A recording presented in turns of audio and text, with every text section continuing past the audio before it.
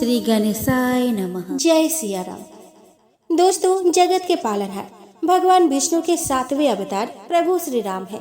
धार्मिक मान्यता है कि चैत्र महीने की शुक्ल पक्ष के 9वीं तिथि के दिन भगवान श्री राम का जन्म हुआ था। इसीलिए हर साल चैत्र माह के शुक्ल पक्ष की 9वीं तिथि को रामनवमी का पर्व मनाया जाता है।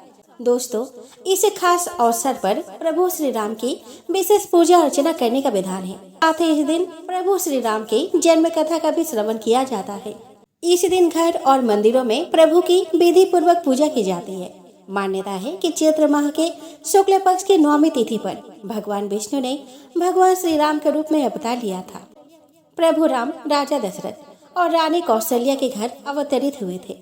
इसीलिए देश भर में अधिक उत्साह के साथ चैत्र माह में रामनवमी मनाई जाती है। तो आइए दोस्तों, रामनवमी के इस पावन बेला में हम श्रवण करें रामनवमी की कुछ पौराणिक एवं दुर्लभ कथाएं। दोस्तों, अवधपुरी में रघुकुल शिरोमणि दशरथ नाम के राजा हुए, जिनका नाम वेदों में विख्यात है। वे धर्म धुरंधर, गुरु के भंडार और ज्ञानी थे। उनके हृदय में सारंग के धनुष धारण करने वाले भगवान की भक्ति थी और उनकी बुद्धि भी उन्हीं में लगी रहती थी। उनकी कौशल्या आदि प्रिय रानियां सभी पवित्र आचरण वाली थी। वे बड़ी विनीत और पति के अनुकूल चलने वाली थी और श्री हरि के चरण कमलों में उनका दृढ़ प्रेम था। एक बार राजा के मन में बड़ी ग्लानि हुई कि मेरा पुत्र नहीं है। राजा तुरंत ही गुरु के घर गए और उनके चरणों में प्रणाम कर बहुत विनय की। राजा ने अपना सारा सुख दुख गुरु को बताया। गुरु वशिष्ठ ने उन्हें बहुत प्रकार से समझाया और कहा, धीरज धरो, तुम्हारे 4 पुत्र होंगे जो तीनों लोकों में प्रसिद्ध और भक्तों के भय को हरने वाले होंगे। वशिष्ठ जी ने भृंगी ऋषि को बुलाया और उनसे सुबह पुत्र कामिष्टि यज्ञ कराया। मुनि के भक्ति सहित आहुतियां देने पर अग्निदेव हाथ में चरु यानी कि हविष्यान्न खीर लिए प्रकट हुए और दशरथ से बोले कि वशिष्ठ जी ने हृदय में जो कुछ विचारा था, तुम्हारा वह सब काम सिद्ध हो गया है। हे राजन, अब तुम जाकर इस हविष्यान्न को जिसको जैसा उचित हो वैसा भाग बनाकर बांट दो। तदंतर अग्निदेव सारी सभा को समझाकर अंतर्ध्यान हो गए। राजा परम आनंद में मग्न हो गए। उनके हृदय में हर्ष समाता न था। उसी समय राजा ने अपने प्यारी पत्नी को बुलाया। कौशल्या आदि सब रानियां वहां पे चली आई। राजा ने पायस यानी कि हविष्यान्न का आधा भाग कौशल्या को दिया और शेष आधा के 2 भाग किए। वह उनमें से एक भाग राजा ने कैकेयी को दे दिया। शेष जो बचा रहा उसके फिर 2 भाग हुए और राजा ने उनको कौशल्या और कैकेयी के हाथ पर रखकर अर्थात उनकी अनुमति लेकर इस प्रकार उनका मन प्रसन्न करके सुमित्रा को दे दिया। इस प्रकार सब स्त्रियां गर्भवती हुई। वे हृदय में बहुत हर्षित हुई। उन्हें बड़ा सुख मिला। जिस दिन से श्रीहरि लीला से गर्भ में आए, सभी लोगों में सुख और संपत्ति छा गई। शोभा, शील और तेज की खान बनी हुई सब रानियां महल में सुशोभित हुई। इस प्रकार कुछ समय सुख पूर्वक बीता और वह अवसर आ गया जिसमें प्रभु को प्रकट होना था।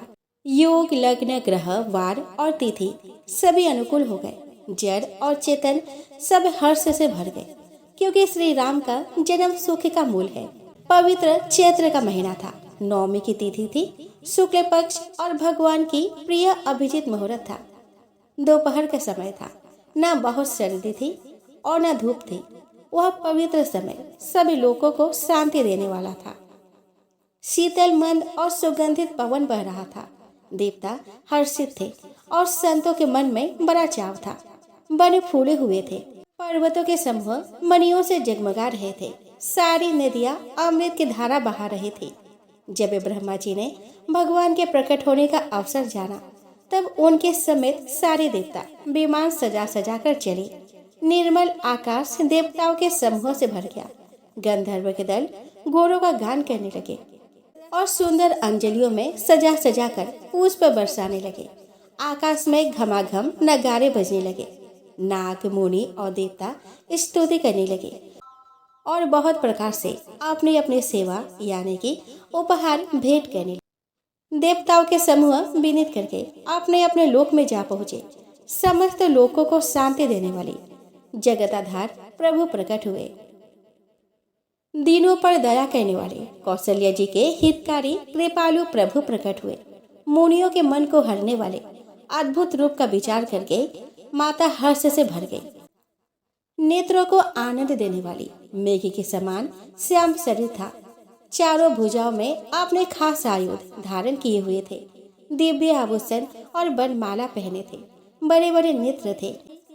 इस प्रकार शोभा के समूह तथा खरे राक्षस को मारने वाला भगवान प्रकट हुए। दोनों हाथ जोड़कर माता कहने लगी कि हे अनंत, मैं किस प्रकार तुम्हारी स्तुति करूं।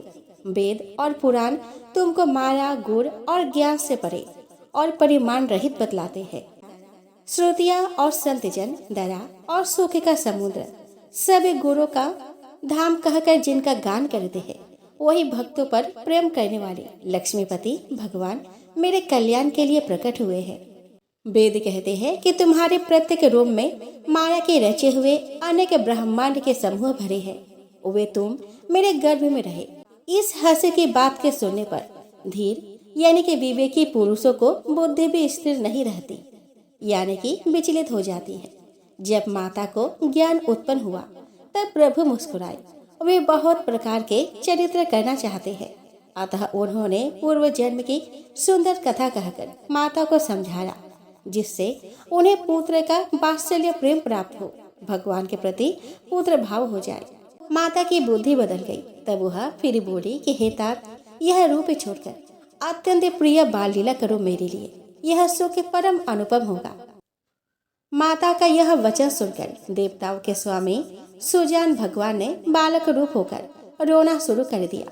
तुलसीदास जी कहते हैं कि जो इस चरित्र का गान करते हैं वे श्री हरि का पद पाते हैं और फिर संसार रूपी कूप में नहीं गिरते। ब्राह्मण, गौ देवता और संतों के लिए भगवान ने मनुष्य का अवतार लिया। वे अज्ञानमय मलिना, माया और इसके गुण यानी कि सत, रज और तम और बाहरी और भीतरी इंद्रियों से परे है। उनका दिव्य शरीर अपनी इच्छा से ही बना है, किसी कर्म बंधन से परवश होकर त्रिगुणात्मक भौतिक पदार्थों के द्वारा नहीं। बच्चे की रोने की बहुत सी प्यारी ध्वनि सुनकर सब रानियां उतावली होकर दौड़ पड़ी। दासियां हर्षित होकर जहां तहां दौड़ी। सारे पुरवासी आनंद में मग्न हो गए। राजा दशरथ जी पुत्र का जन्म कानों से सुनकर मानो ब्रह्म आनंद में समा गए। मन में अतिशय प्रेम है, शरीर पुलकित हो गया है। आनंद में अधीर हुई बुद्धि को धीरज देकर और प्रेम में शिथिल हुए शरीर को संभालकर वे उठना चाहते हैं। जिनका नाम सुनने से ही कल्याण होता है, वही प्रभु मेरे घर आए हैं। यह सोचकर राजा का मन परम आनंद से पूर्ण हो गया। उन्होंने बाजे वालों को बुलाकर कहा कि बाजा बजाओ। गुरु वशिष्ठ के पास बुलाया गया। वे ब्राह्मणों को साथ लिए राजद्वार पर आए। उन्होंने जाकर अनुपम बालक को देखा, जो रूप की राशि है और जिसके गुण कहने से समाप्त नहीं होता। फिर राजा ने नांदी मुख श्राद्ध करके सब जातकर्म संस्कार आदि किए और ब्राह्मणों को सोना, गौ, वस्त्र और मड़ियों का दान दिया। ध्वजा, पताका और तोरणों से नगर छा गया। जिस प्रकार से वह सजाया गया उसका तो वर्णन ही नहीं हो सकता। आकाश से फूलों की वर्षा हो रही है। सब लोग ब्रह्म आनंद में मग्न हैं। स्त्रियां झुंड की झुंड मिलकर चली। स्वाभाविक श्रृंगार किए ही वे उठ दौड़ी। सोने का कलश लेकर और थालों में मंगल द्रव्य भरकर गाती हुई राजद्वार में प्रवेश करती है। वे आरती करके निछावर करती है और बार बार बच्चों के चरण पर गिरती है। मागध, सूत, बंदीजन और गवैये रघुकुल के स्वामी के पवित्र गुणों का गान करते हैं। राजा ने सभी किसी को भरपूर दान दिया। जिसने पाया उसने भी नहीं रखा, लुटा दिया।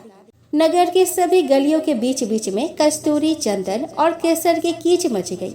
घर घर में मंगलमय बधावा बजने लगा, क्योंकि शोभा के मूल भगवान प्रकट हुए हैं। नगर के स्त्री पुरुष के झुंड के झुंड जहाँ तहाँ आनंद मग्न हो रहे हैं। केकई और सुमित्रा, इन दोनों ने भी सुंदर पुत्रों को जन्म दिया। उस सुख, संपत्ति, समय और समाज का वर्णन सरस्वती और सर्गों के राजा शेष भी नहीं कर सकते। अवधपुरी इस प्रकार सुशोभित हो रही है मानो रात्रि प्रभु से मिलने आई हो और सूर्य को देखकर मानो मन में सकुचा गई हो। परंतु फिर भी मन में विचार कर वह मानो संध्या बनकर रह गई हो। अगर की धूप का बहुत सा धुआं मानो संध्या का अंधकार है, और जो अबीर उड़ रहा है वह उसकी ललाई है। महलों में जो मणियों के समूह है वह मानो तारागण है। राजमहल का जो कलश है वह मानो श्रेष्ठ चंद्रमा है। राजभवन में जो अति कोमल वाणी से वेद ध्वनि हो रही है वही मानो समय से समय अनुकूल सनी हुई पक्षियों की गुलजार है। यह कौतुक देखकर सूर्य भी अपनी चाल भूल गए हैं। महीने भर का दिन हो गया, इस रहस्य को कोई नहीं जानता। सूर्य अपने रथ सहित वही रुक गए। फिर रात किस तरह होती यह रहस्य किसी ने नहीं जाना। सूर्यदेव भगवान श्री राम जी का गुणगान करते हुए चले। यह महोत्सव देखकर देवता, मुनि और नाग अपने भाग्य की सराहना करते हुए अपने अपने घर चले। पोपा बाई की कथा। तो दोस्तों, किसी गांव में एक भाई बहन रहते थे। भाई की शादी हो गई थी, लेकिन उसकी बहन की शादी नहीं हुई थी। बहन का नाम पोपा बाई था। पोपा बाई हमेशा व्रत और नियम करती थी। एक दिन उसके भाई भाभी ने उससे शादी करने के लिए कहा। तब उसने शादी के लिए मना कर दिया।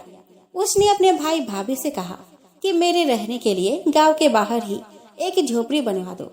मैं उसी में रहकर अपना जीवन व्यतीत कर लूंगी। और उसके बाद उसने गांव के सभी लोगों से कहा कि हे गांव वालों, आप लोग अपने अपने गाय बछड़े को मेरे झोपड़ी के पास चरने के लिए छोड़ दिया करो। मैं सभी के गाय बछड़े को देखभाल किया करूंगी, और जो भी बचा कुचा खा रहा हो वह भेज देना, मैं वही खाकर रह लूंगी। इसी तरह बहुत दिन बीत गए। एक दिन उस देश का राजा शिकार खेलने जंगल को जा रहा था। उसकी नजर गांव के बाहर बने पोपा बाई के झोपड़े पर पड़ी। राजा झोपड़े के पास जाकर आवाज लगाने लगा कि यहाँ कौन रहता है। जब कोई भी उत्तर नहीं मिला तो झोपड़े के दरवाजे को खटखटाने लगा। खटखटाने की आवाज सुनकर पोपा बाई ने अंदर से ही पूछा कि बाहर कौन है, बार बार दरवाजा क्यों खटखटा रहे हो, क्या काम है। तब राजा ने उत्तर दिया कि मैं इस देश का राजा हूँ, मैं तुम्हारे साथ विवाह करना चाहता हूँ। पोपा बाई ने कहा कि अपने महल को लौट जाओ, मैं पराये पुरुष का मुंह नहीं देखती। लेकिन राजा ने उसके बात पर ध्यान नहीं दिया। वह बलपूर्वक पोपा बाई को उठा अपने घोड़े पर बैठाकर महल की ओर चल पड़ा। पोपा बाई ने राजा को श्राप दिया कि हे राजा, तेरा राजपाट सब नष्ट हो जाएगा। महल में पहुंचकर राजा ने अपने रानियों से सारी बात बताई। पूरी बात सुनकर रानियों ने राजा से अनुरोध किया कि पोपा बाई को सही सलामत उसके झोपड़े पे छोड़ आए। रानियों के कहे अनुसार राजा पोपा बाई को उसके झोपड़ी पर छोड़ने चल पड़ा। रास्ते में पाप की नदी आई, जिसमें राजा डूब गया। पोपा बाई मृत्यु के बाद धर्मराज के दरबार में पहुंची। वहां धर्मराज ने उसे स्वर्ग का राज दिया। किसी गांव में एक सेठानी की मृत्यु हुई तो वे दोनों मृत्यु लोक से स्वर्ग लोक को आए, लेकिन स्वर्ग का दरवाजा बंद पड़ा था। उन दोनों ने धर्मराज से स्वर्ग का द्वार खोलने के लिए कहा। तब धर्मराज ने कहा कि इस पर पोपा बाई का राज है। सेठ सेठानी ने कहा कि हम पोपा बाई को नहीं जानते। तब धर्मराज ने कहा कि मैं तुम दोनों को 7 दिन के लिए मृत्यु लोक में भेजता हूँ। वहाँ जाकर 8 खोपरा से राई भरकर 5 कपड़ा ऊपर रखकर कहानी सुनना और उद्धापन करना, और इस प्रकार कहना कि राज है पोपा बाई का, लेखा लेगी राई राई का। तो प्रेम से बोलिए पोपा बाई की जय हो। आइए दोस्तों, अब हम श्रवण करें राई बाई की कथा। दोस्तों, किसी गांव में माँ बेटी रहती थी। बेटे का नाम राई था। वह बहुत सुंदर और सुशील थी। भगवान कृष्ण की पक्की भक्त थी। एक बार भगवान कृष्ण उसकी परीक्षा लेने हेतु डांसरिया बेचने वाले बनकर आए और आवाज देने लगे। आवाज सुनकर राई अपने माँ से बोली कि मुझे भी डांसरिया चाहिए। माँ बोली कि मैं पैसे कहाँ से लाऊं? बाजरी है वो ले जा। बाजरी के भगवान ने फूंक मारी तो फूस उड़ के राई के आंख में चली गई। राई जोर जोर से रोने लगी। भगवान वहाँ से अंतर ध्यान हो गए। वैद्य का रूप धारण कर वह वहाँ पे आ गए और आवाज देने लगे। राय की माँ बाहर आई और बोली कि वैद्य जी, मेरे बेटी की आंख में फूस गिर गया है, उसे निकाल दो। भगवान बोले कि अगर मैं फूस निकाल दूं तो उसका विवाह मेरे साथ करना पड़ेगा। राई की माँ तैयार हो गई, सगाई कर दी। 11 के दिन विवाह निश्चित किया गया। माँ सोचने लगी कि बेटी को क्या दूंगी। सोने के दुकान पर जाकर बोली कि मेरी बेटी के लिए लौंग और बिछिया बना दे। सुनार बोला कि मेरे पास समय नहीं है, मैं तो कृष्ण भगवान के गहने बना रहा हूँ। वो हलवाई की दुकान पर गई और हलवाई वाला ने उसे वही जवाब दिया। उसके बाद वह बनिया के दुकान पर गई, पर बनिया वाला भी वही बात बोला। माँ परेशान हो गई और परेशान होकर वो घर आ गई। अब वो करे भी तो क्या करे। जब वो घर आई तो वो देखी कि उसकी झोपड़ी महल में बदल गई है। माँ बड़ी ही आश्चर्यचकित हो गई एवं यह सबको भगवान का आशीर्वाद मानकर आनंद हो विवाह की तैयारी करने लगी। भगवान बारात लेकर आए। माँ ने खूब ठाठ से राय का विवाह भगवान कृष्ण के साथ कर दिया। भगवान राय को लेकर द्वारका गए तो राय के महल में ही वह रहने लगे। दूसरी रानियां चिढ़ने लगी। कुछ दिनों बाद राय पिहर गई। भगवान ने सोचा कि राय के लिए तीज भेजूं। उन्होंने 7 जरी के बेस व 5 सोने के पचेट रखे। 2 हंसों को बुलाया और बोले कि सीधे राय के पिहर जाना, कहीं मत रुकना। राधा रुक्मिणी को पता चला तो उन्होंने हंसों को अपने महल में बुलाकर कहा कि थोड़े मोती चुग ले। हंस आ गए, मोती चुगने लगे। राधा रुक्मिणी ने सारा सामान निकालकर उसमें फटे पुराने कपड़े और 5 कांटे बांध दिए। पोटली हंस को दे दिया। हंस सामान लेकर राय के पास गए। राय खुशी से नाचने लगी। जैसे ही पोटली खोली, 5 अंगुलियों में 5 कांटे चुभ गए। राय दुखी हुई। सावन खत्म हुआ तो भगवान लेने आए। राय भगवान से नहीं बोली। भगवान आए तो राय दूर दूर हो जाए। भगवान ने सोचा कि कोई बात नहीं। राय फिर भी नहीं बोली। इतने पर भी राय भगवान को अपने महल में ही जिमाती।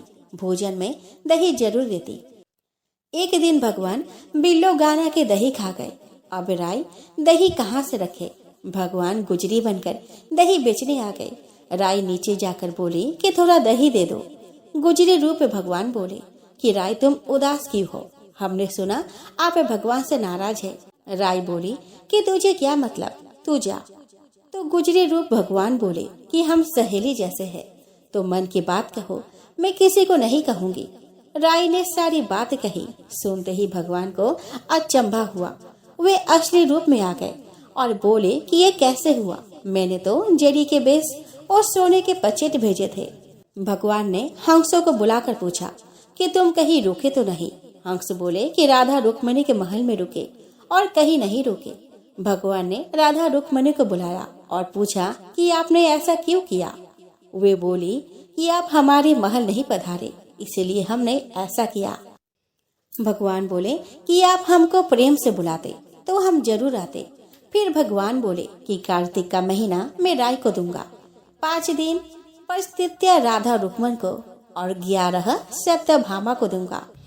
भगवान ने सबको मान दिया। आइए दोस्तों, अब हम श्रवण करें धरती माता की कथा। तो दोस्तों, एक ब्राह्मणी थी। वह बहुत धार्मिक महिला थी। सभी ग्रामवासी उसका बहुत सम्मान करते थे। कोई भी उसके शरण में आता, वह सबकी मदद किया करती थी। मन ही मन भगवान का स्मरण किया करती थी। भगवान की सेवा पूजा और जरूरतमंदों की सेवा ही उसका परम धर्म था। एक दिन ब्राह्मणी मरकर भगवान के घर गई। वहां जाकर बोली कि मुझे बैकुंठ का रास्ता बता दो। स्वर्ग से एक दूत आया और बोला कि ब्राह्मणी, आपको क्या चाहिए। वो बोली, मुझे बैकुंठ का रास्ता बता दो। आगे आगे दूत और पीछे ब्राह्मणी मंदिर तक गए। ब्राह्मणी बहुत धार्मिक महिला थी। उसने बहुत दान पुण्य कर रखा था। उसे विश्वास था कि उसके लिए बैकुंठ का रास्ता अवश्य ही खुल जाएगा। ब्राह्मणी ने वहां जाकर देखा।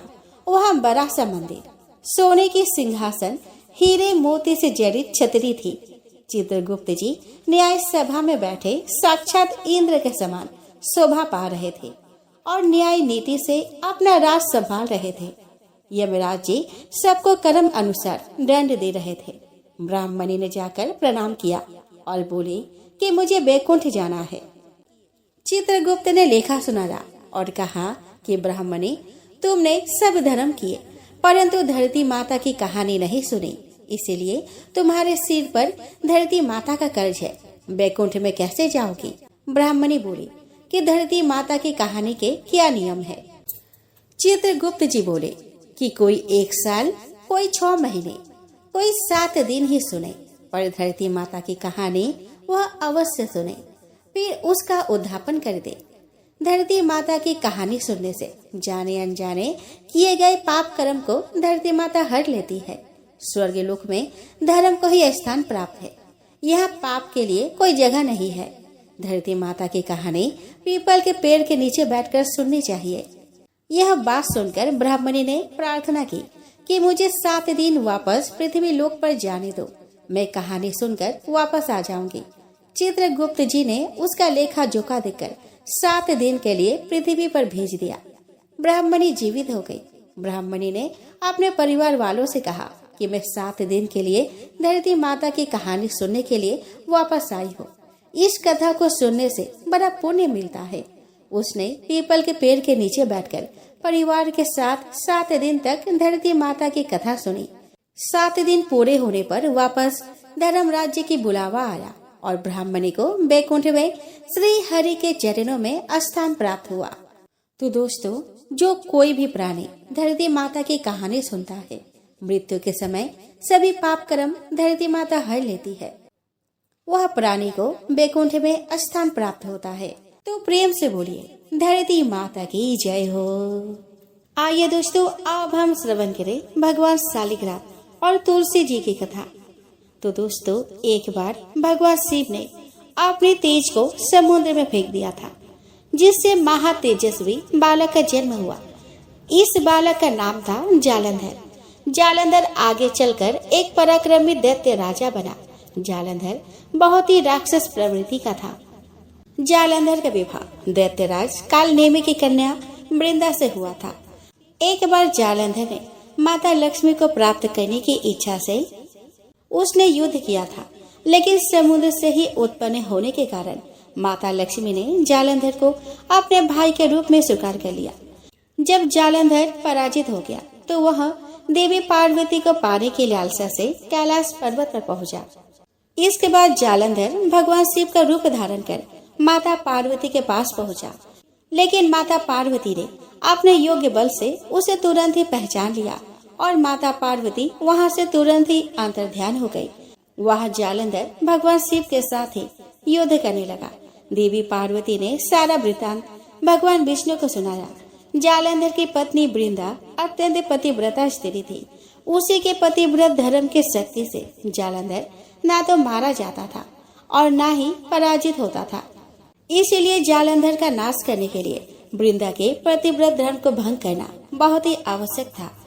इसके बाद भगवान विष्णु एक ऋषि का रूप धारण करके वन में पहुँचे, जहाँ वृंदा भ्रमण कर रही थी। भगवान विष्णु के साथ 2 राक्षस भी वहाँ पे थे, जिन्हें देखकर वृंदा भयभीत हो गई। फिर भगवान विष्णु जो ऋषि के रूप में थे, उन्होंने वृंदा के सामने पल में ही दोनों को भस्म कर दिया।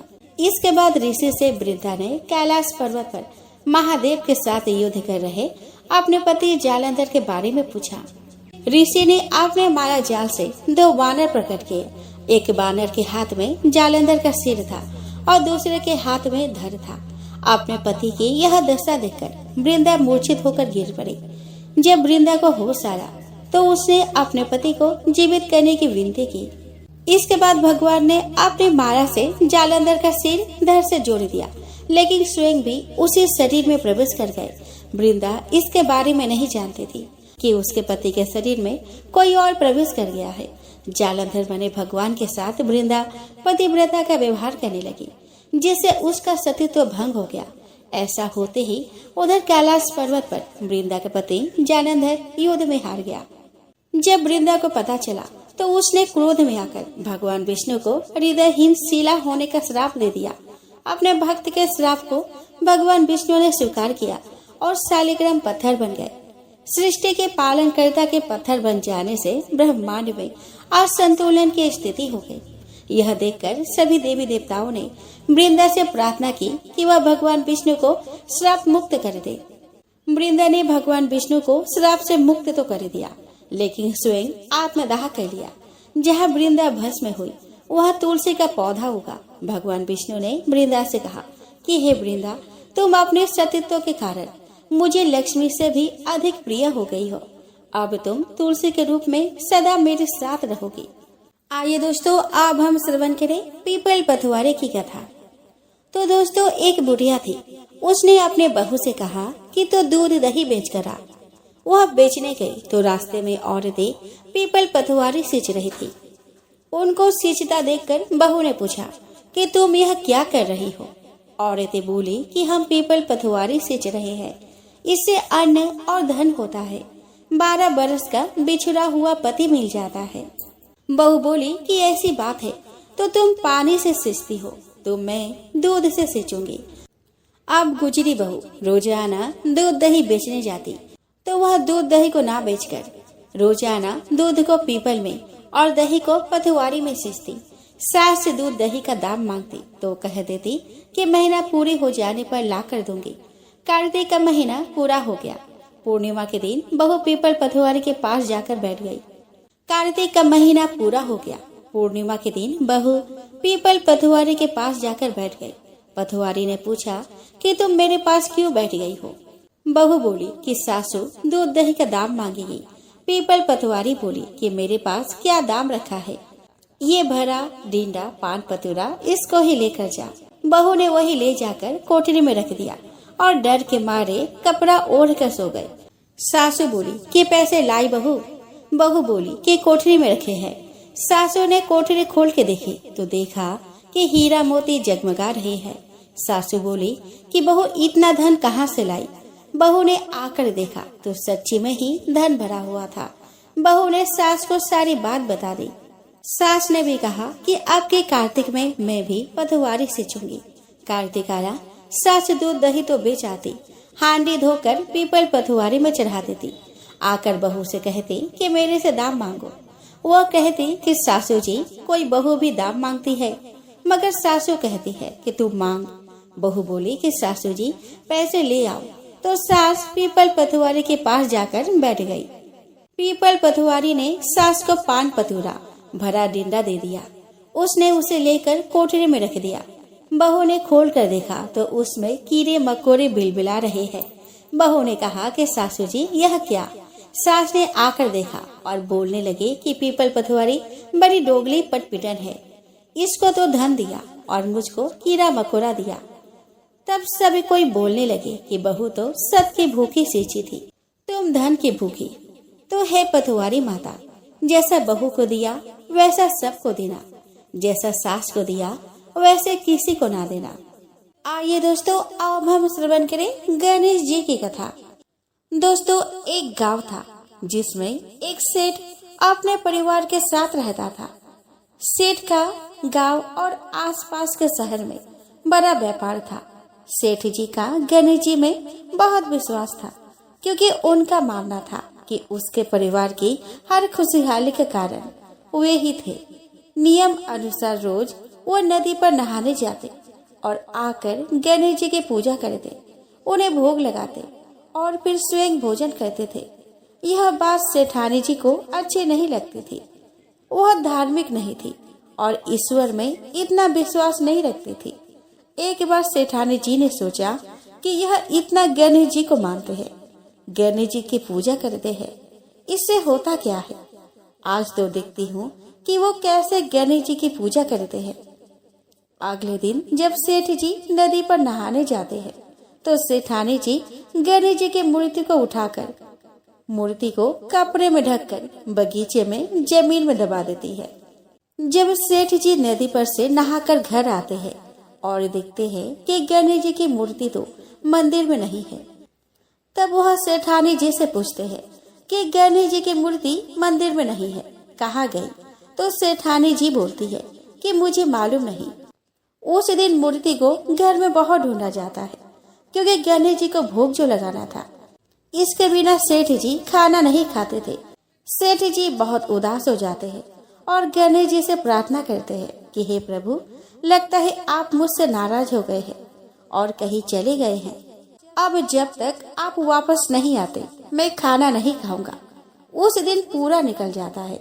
सेठ की भक्ति में अनन्य श्रद्धा थी, इसीलिए उसी रात एक चमत्कार हुआ। सेठ को सपना आया जिसमें वे एक छोटे से चूहे के साथ खेल रहे थे और चूहे को खाने के लिए लड्डू देते हैं। चूहा लड्डू लेकर बगीचे में जाता है और जमीन को खोदता है और लड्डू वही डाल देता है। अचानक सेठ जी की नींद खुल जाती है।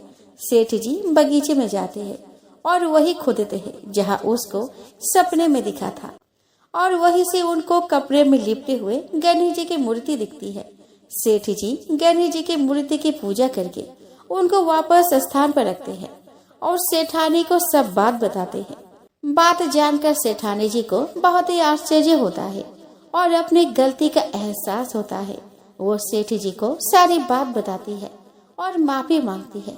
अब सेठ और सेठानी दोनों गणेश जी की पूजा करते हैं। आइए दोस्तों, अब हम श्रवण करें रविवार व्रत की पौराणिक कथा।